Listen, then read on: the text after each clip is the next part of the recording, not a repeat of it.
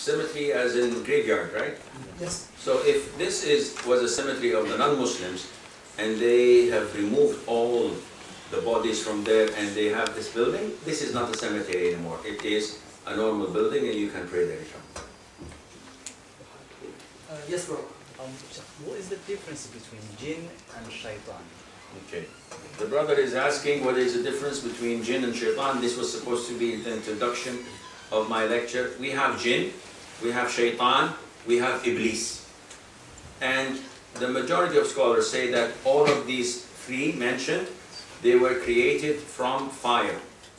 As angels were created from light. And as humans were created from clay, mud, soil, whatever. So the Iblis was and is considered to be the father of all the jinn. The offspring, his offspring are the jinn. Iblis is the father. And don't ask me about the mother, I didn't attend the wedding. I was not invited. So a lot of the times people say, Sheikh, who's the mother of the jinn? We were not told in the Quran or the Sunnah, and hence we should not ask such questions. Now, his offspring are called jinn. And as mentioned in the Quran, we have righteous jinn, practicing jinn, Muslim jinn, and we have jinn who are disbelievers. So the disbelieving jinns are considered to be shaitan. Evil, devil, whatever you call them, they are from the offspring who are disbelievers. And the good and practicing believers are called to be righteous jinn or jinn in general. So I hope this answers the question.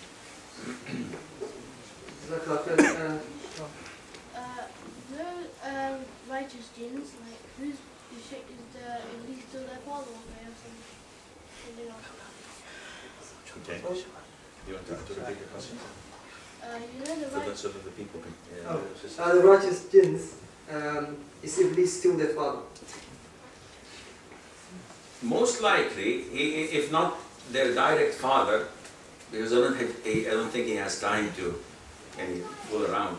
But probably he is the great grandfather. So they all originated, and scholars like Ibn Taymiyyah and other scholars, Ibn Uthaymeen, and the majority of scholars say that as Adam is the father of all humans, Iblis is the father of all jinn. So in this sense, can I say that Adam is my father? Yes, in the sense that we all originate to him. But is he my immediate father? Not even my great, Allahu Alam, till what? Grandfather. So this is like this. Is there any particular time that they leave? Any particular time that they leave the jinns? They're still living. Yeah, I mean, is there any particular time? I mean, when do they die? Do they die? Wallahi. Akhi, the jinn is a creation of Allah. And we cannot say something without knowledge. So whatever there is mentioned in the Quran or in the Sunnah, we can elaborate on that. What we know about them is very vague. We know that the Prophet ﷺ was sent to them, as was sent to us humans. We know that they sent their envoy in Nasibin, and they met the Prophet, and they learned the Quran from him, and they asked him about halal food. It wasn't HMC? It wasn't about HMC. The Prophet ﷺ was asked about halal food, and he told them that you jinn can eat any bone you find that was the name of Allah mentioned on it. So when we eat our beef, our sheep, for example, the arm, the leg, the bones, and we throw it, because this was halal, the Prophet tells us that the jinn will eat this bone and they will find it full of meat to them. So something we do not see. And also the Prophet gave them that the dung of animals is the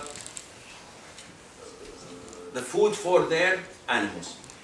So the dung of our animals becomes the food for their animals. So this means that they have also animals. The Prophet Azza wa Jal told us, Allah Azza wa Jal tells us in the Quran لم يطمثهن إنس قبلهم ولا جان. That meaning these poor in paradise, they were not approached by neither jinn nor humans, which means they have the ability to reproduce and they have their desires. We believe that the graveyards, if you go next to them, the people are being punished and tortured and they're screaming and shouting and no one hears them. Let me rephrase that. Everyone hears them except the two, the jinns and the ins. These are the things that we know of. But more than that, I don't believe that there's much to say. So how long they live, we do not know. We know that we cannot see them directly. Allah Azza wa Jal mentions in Surah Al-A'raf that the shaitan, Iblis, and his offspring see us while we cannot see them.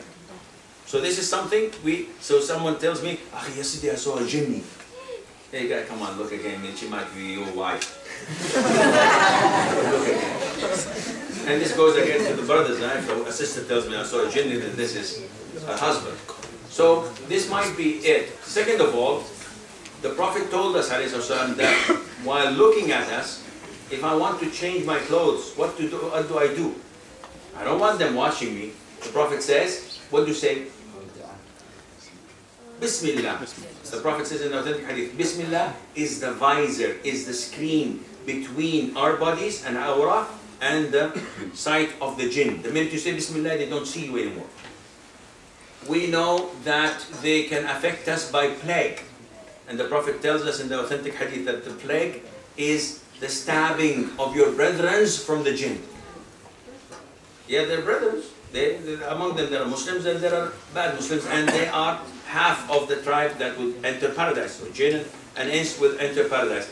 So these are some of the things in a nutshell. If I think a little bit harder, I might find other things. But their lifespan, we don't have any indication from the Quran and Sunnah.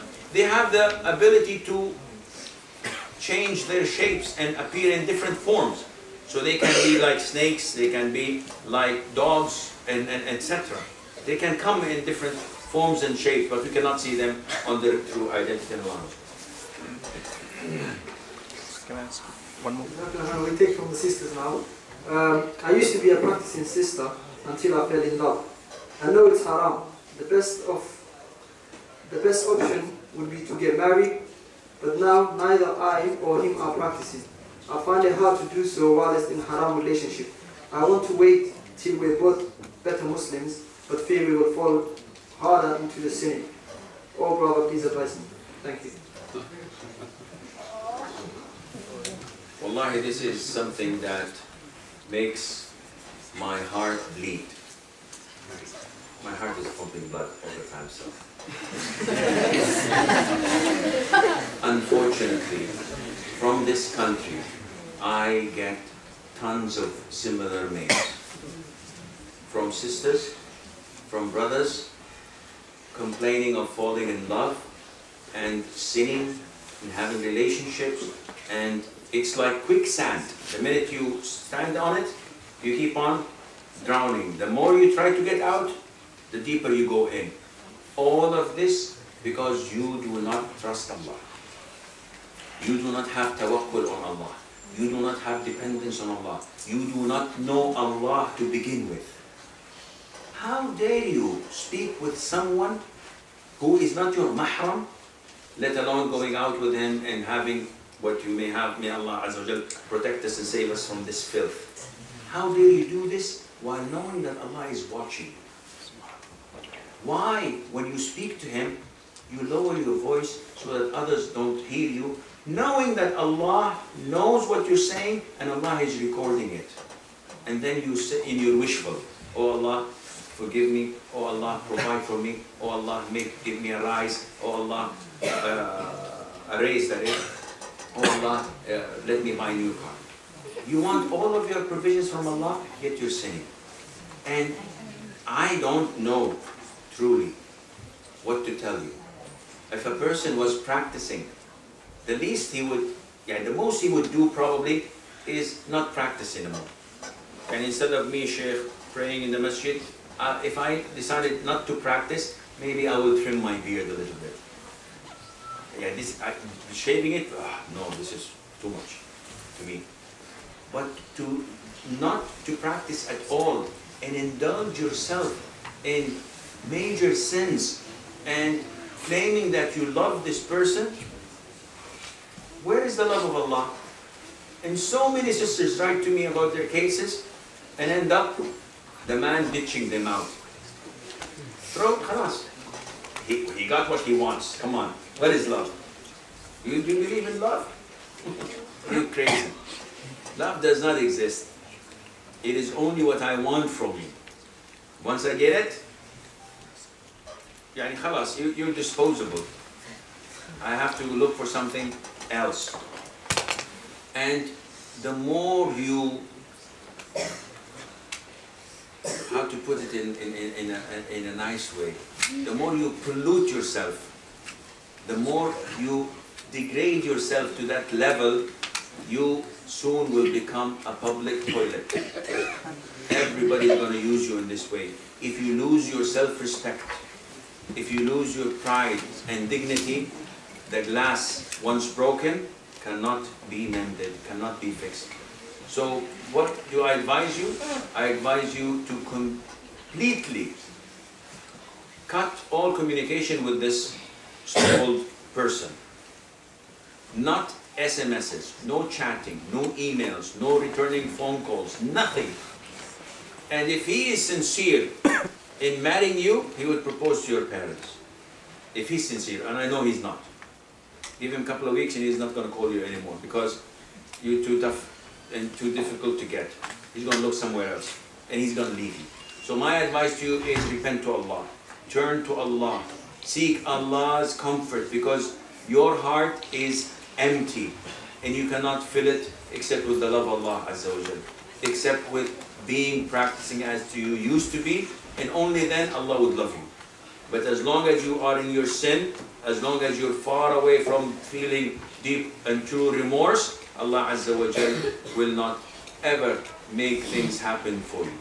And you will remain in this dungeon, you will remain in this swamp of sin and of filth, and you will lose your self-respect and the respect of others, and may Allah Azza wa Jal help you.